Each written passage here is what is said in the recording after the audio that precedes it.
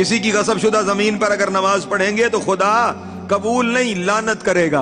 حرام سے کمائے ہوئے پیسے سے لباس پہن کے نماز پڑھیں گے تو خدا لعنت کرے گا۔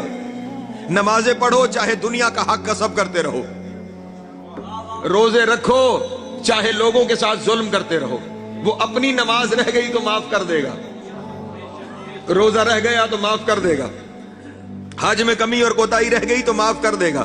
لیکن اگر آپ نے کسی کا حق غصب کیا ہے تو پھر کبھی وہ اس حق کو معاف نہیں کرے گا، بلکہ آپ نے کسی کی غصب کی ہوئی جگہ سے نماز اگر پڑھی، آپ نماز پڑھنے کے لیے مصلی پہ کھڑے ہو کے کہیں گے نماز پڑھتا ہوں قربتاً اللہ، اور وہ کہے گا لعنت بے شمار۔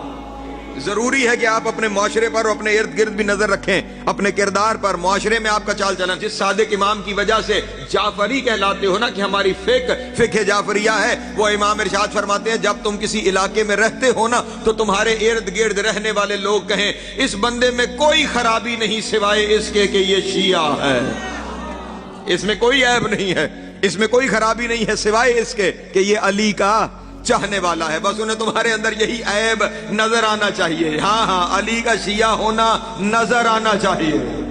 ہاں آج جو دین پہ عمل کرتا ہوا نظر آئے، ہمارے بندے اس کا مذاق اڑاتے ہیں، بڑا مولوی بنا ہوا ہے، ایسا ہے یا نہیں ہے؟ اب دیکھیے ذرا اپنے معاشرے میں، بڑا مولوی بنا ہوا ہے، یعنی صرف دین پہ تھوڑا سا عمل کرے اور کچھ بھی نہ کرے، صرف نماز روزہ اس کا سیدھا ہو تو کیا کہتے ہیں؟ بڑا مولوی بنا ہوا ہے۔ عزیزان محترم، اس دین کے لیے حسین نے قربانیاں دی۔